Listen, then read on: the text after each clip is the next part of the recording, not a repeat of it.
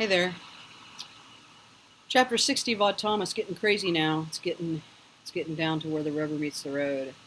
Odd is in the mall trying to stop Varner and not even really knowing if Varner is the only other gunman.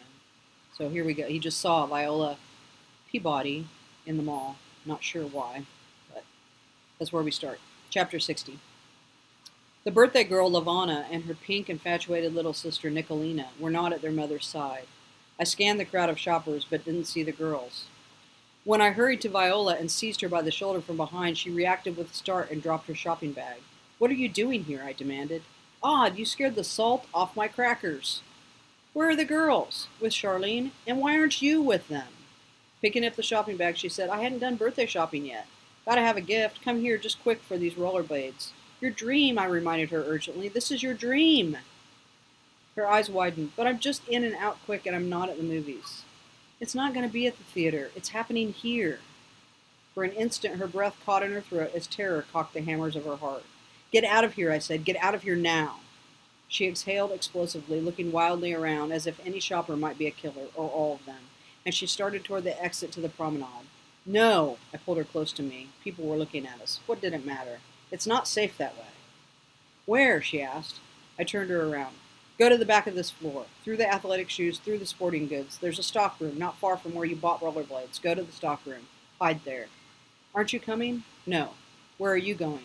"Into it." "Don't," she pleaded. "Go now." As she moved toward the back of the department store, I hurried out into the mall promenade. Here, at the north end of the Green Moon Mall, the 40-foot waterfall tumbled over a cliff of man-made rocks, feeding the stream that ran the length of the public concourse. As I passed the base of the falls, the rumble and splash sounded uncannily like the roar of a crowd. Patterns of darkness and light as in Viola's dream. The shadows were cast by palm trees that rose alongside the stream. Looking up into the queen palms, up toward the second floor of the promenade, I saw hundreds upon hundreds of bodaks gathered along the balustrade above, peering down into the open atrium, pressed one against the other, excited, eager, twitching and swaying, squirming like agitated spiders. A throng of bargain-hunting shoppers filled the first floor of the promenade, browsing from store to store, unaware of the audience of malevolent spirits that was watching them with such anticipation. My wonderful gift, my hateful gift, my terrifying gift led me along the promenade, further south, faster, following the splash and tumble of the stream, in a frantic search for Simon Varner. Not hundreds of bodaks, thousands. I'd never seen such a horde as this, never imagined I ever would. They were like a celebratory Roman mob in the Colosseum, watching with delight as the Christians made unanswered prayers, waiting for the lions, for blood on the sand. I had wondered why they had vanished from the streets. Here was the answer. Their hour had come. As I passed a bed and bath store, the hard chatter of automatic gunfire erupted from the promenade ahead of me. The first burst proved brief. For 2 seconds, 3, after it ended, an impossible hush fell across the mall. Hundreds of shoppers appeared to freeze as one.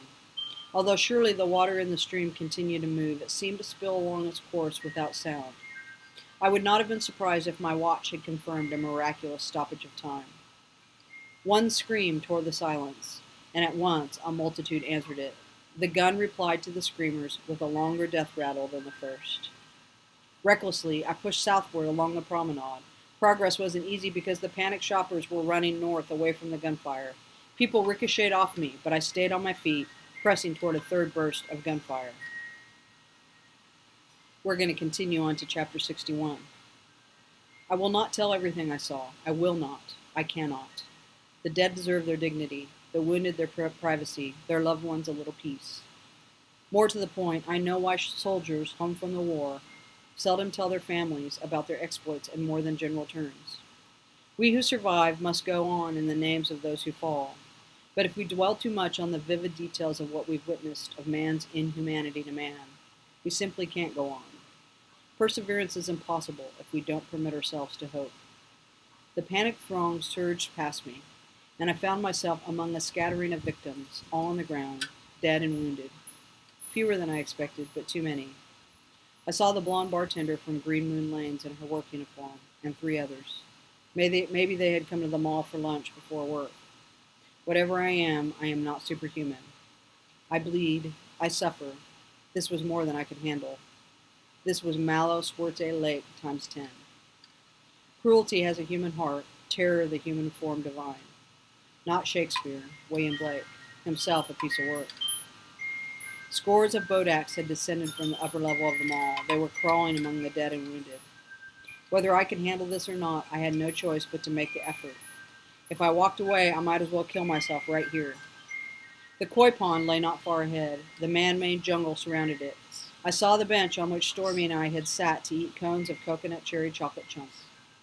A man in a black jumpsuit, black ski mask, big enough to be Simon Varner, holding an assault rifle, apparently modified for full and illegal automatic fire.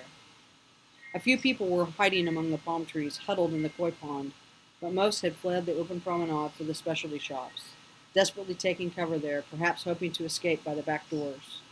Through the windows, jewelry store, gift shop, art gallery, culinary shop, I could see them crowding after one another, still too visible. In this blood-jaded age that is as violent as video games, the cruel machine language, increasingly in common use, would refer to this as target-rich environment. His back to me, Varner sprayed the fronts of those businesses with bullets. The windows of Burke Bailey's dissolved, cascading into the shop in a glittering deluge. We are destined to be together forever. We have a card that says so. We have matching birthmarks. 60 feet from the crazy bastard, then 50 feet in closing, I discovered that I was gripping the pistol. I didn't recall drawing it from my waistband.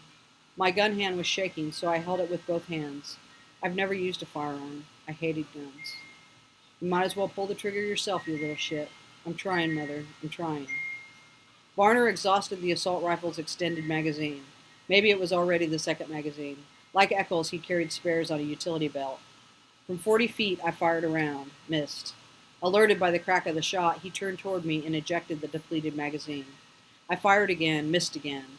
In the movies, they never miss from this distance, unless it's the hero being shot at, in which case they miss from 5 feet. Simon Varner was no hero. I didn't know what I was doing. He did. He plucked a fresh magazine from the utility belt. He was practiced, swift, and calm. With the pistol I had taken from him, Eccles had used 6 rounds on the security guard. I had expended 2. Only 2 left. From about 30 feet, I squeezed off a third shot. Varner took the hit in his left shoulder, but it didn't drop him. He rocked. He recovered. He jammed the fresh magazine into the rifle. Jittering, thrashing with excitement, scores of Bodaks swarmed around me, around Varner. They were solid to me, invisible to him. They obstructed my view of him, but not his view of me. Earlier in the day, I had wondered if maybe I might be crazy. Issue settled. I am totally bug shit. Running straight at him, through Bodaks as opaque as black satin, but as insubstantial as shadows, pistol held out, stiff-armed in front of me. Determined not to waste my final round, I saw the muzzle of the assault rifle coming up, and I knew that he would cut me down. But I waited one more step, and then one more, before I squeezed the trigger point blank. Whatever grotesque transformation occurred in his face, the ski mask concealed it, but the mask couldn't entirely contain the spray. He went down as hard as the Prince of Darkness himself had been cast out of heaven, into hell. The weapon clattered out of his hand. I kicked the assault rifle a few feet away from him, out of his reach. When I stooped to examine him, there was no question that he was carrion. POD was DOA. Nevertheless, I returned to the rifle and kicked it even further from him. Then I followed it and kicked it farther still, and again. The pistol in my hand was useless. I threw it aside.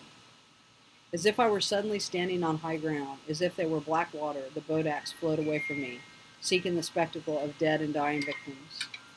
I felt as if I might throw up. I went to the edge of the koi pond and dropped to my knees. Although the motion of the colorful fish ought to have turned me inside out, the nausea passed in a moment. I didn't purge, but as I got to my feet, I started to cry. Inside the stores, beyond the shot-out windows, people dared to raise their heads.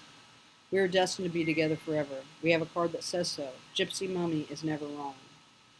Trembling, sweating, wiping tears from my eyes with the backs of my hands, half slit with an expectation of unbearable loss, I started toward Burke Bailey's. People had risen to their feet from the ruination in the ice cream shop. Some began to make their way cautiously across the broken glass, returning to the promenade. I didn't see Stormy among them. She might have fled back to the storeroom to her office when the shooting started. Suddenly, I was overwhelmed by the need to move. I turned away from Burke Bailey's and took several steps toward the department store at the south end of the mall. I stopped, confused. For a moment, I thought I must be in denial, that I was trying to run from what I might find in the ice cream shop. No, I felt the subtle but unmistakable pull, psychic magnetism, drawing me. I'd assumed that I finished the job. Evidently not. Okay, that was chapters 60 and 61. They were short, so we did them together. It's getting crazy. See you next time for chapter 62.